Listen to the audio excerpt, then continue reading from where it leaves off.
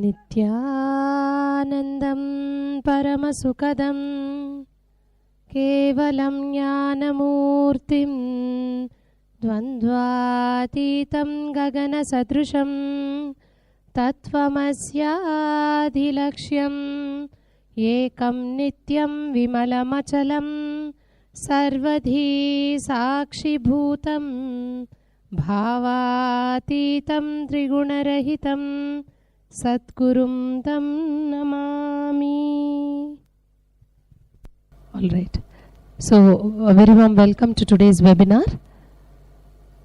All of us I know have gathered today for enriching us and others for the May Inner Awakening celebrations. And today is indeed, for me also personally, a remarkable milestone, a day I'll remember. This is the first session I'm taking for the online cities and everyone after receiving the blessings of sannyas from Swamiji. Only when they were putting the Kavi chair, I realized, oh, for the first time I'm going to sit in a Kavi chair. So, it's indeed a very auspicious moment.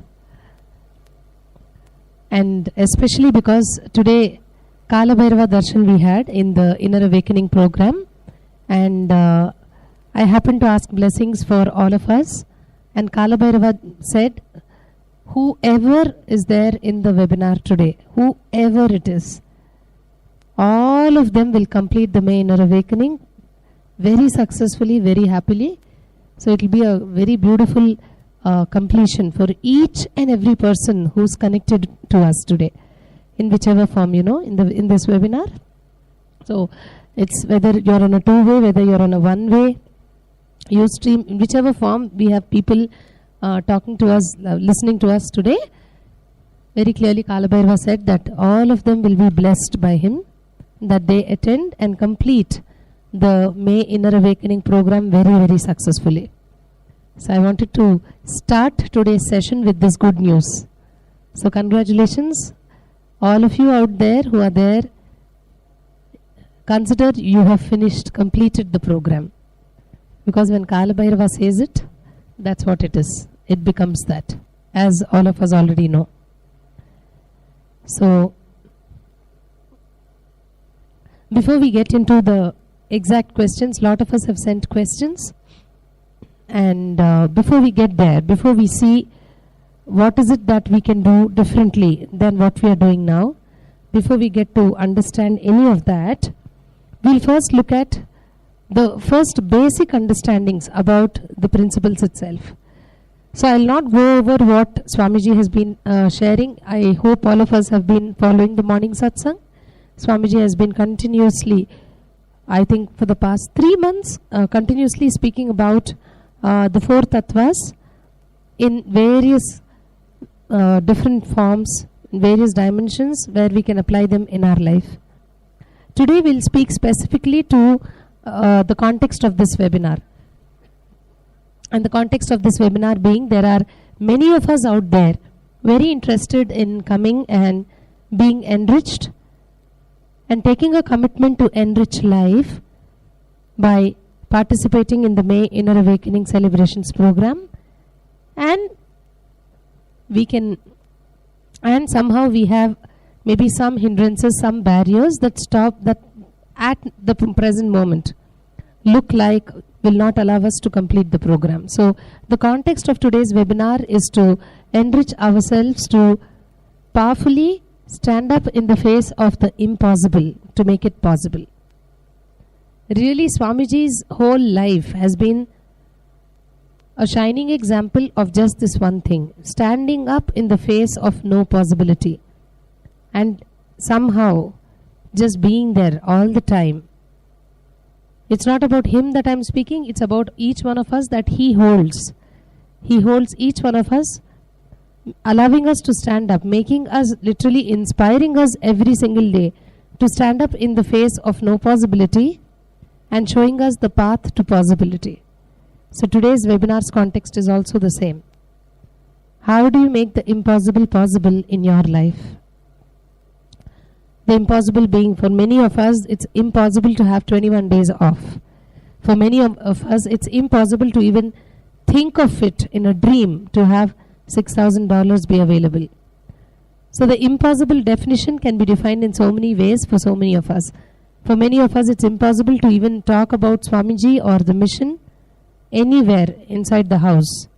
So coming out, stepping out of the house, not just to another place in your city, but to a faraway land called India, spending time there without the knowledge of the family seems impossible, isn't it?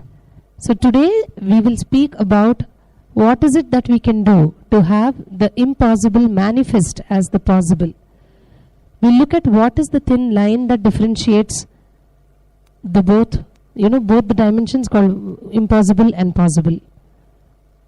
So before we get there, quickly would like to speak about anything that seems impossible for us, seems so inside the context of one or more of the four tatvas not completely being expressed through us. At every single moment in time in life, continuously the space we are in is evolving. And when the space we are in is evolving, the capacity to express life, the capacity to breathe and live in life itself is expanding. So the four basic fundamental tattvas, the principles of life, which is integrity, authenticity, responsibility and enriching, also are continuously expanding inside us. We'll start the session with this consideration that the basics of the four tattvas is not what we are going to talk now anyways, because all of us by now we have been listening it over and over again from Swamiji, so we'll not be speaking much about that. Quickly to share it in case somebody is completely new and they are also there participating in this session. The four tattvas, which are the Chatur Vedas of Nithyananda Dhyanapitham as shared by Swamiji. The first one is integrity. Integrity is you fulfilling and honoring your word. The words and thoughts that you give to yourself and others, fulfilling those words as if the word is your life, fulfilling it that way, and in the process experiencing purnatva, completion with you in life. That's integrity. Authenticity is you living to the peak of your capability at any moment in time and responding to life from who you believe yourself to be for yourself, from who you project yourself to be to others, and from who others expect you to be for them. So the three images we carry: my image about myself, the image I project about the others, the image I project about myself to others, and the image that others carry about me. In all these three dimensions, whichever is the highest possibility that I can live with at any given point in time, living to the highest capability of that, when I am there, living fully to that, then I am being authentic. That is authenticity. Authenticity is living to the peak of my capacity in every form that I exist. You and me exist in only these three forms as long as we live with the mind, which is we exist for ourselves. In the image we carry about ourselves, we exist for others. In the outer image, the inner image is the image you carry about yourself. Outer image is the image you project to others as you. And others' image is the image others carry about you. So these are the only three forms in which we exist in life. When we live to the peak of our capacity in all of these, then we are living in the space and state of authenticity. Then the third tattva is responsibility, where responsibility is living and responding to life from the understanding that you are the source of everything that's happening in and around you, and therefore you are responsible for all the happenings in your life, inside and outside you. And then of course we have the final one, enriching, which is every moment in life continuously being committed to enriching, which is expanding myself and life around me continuously. These 4 principles put together as an as-lived experience is the space and state called enlightenment itself. So today, we specifically, as I was sharing, the context of today's webinar is to look at how do I transition, how do I transform myself from the space of impossible to possible. As I said, what seems impossible for us to attend and participate in the May Inner Awakening Celebrations program, we look at how do I make that as a possibility and how do I manifest that as a reality. And inside of that, we started speaking about the 4 tattvas. So first thing that we will look at, first thing to consider is whenever I am stuck with something in my life, whether that is a finance problem, whether that is a relationship, or whether that is a commitment at work, whatever that is, whenever I am stuck with something which I want to move forward to, leave and move, whenever I am stuck with a space where I feel, oh God, it's impossible to get out of this and get what I want, be very clear, the space of the 4 tattvas is not completely there where you are. It may be there to a certain extent.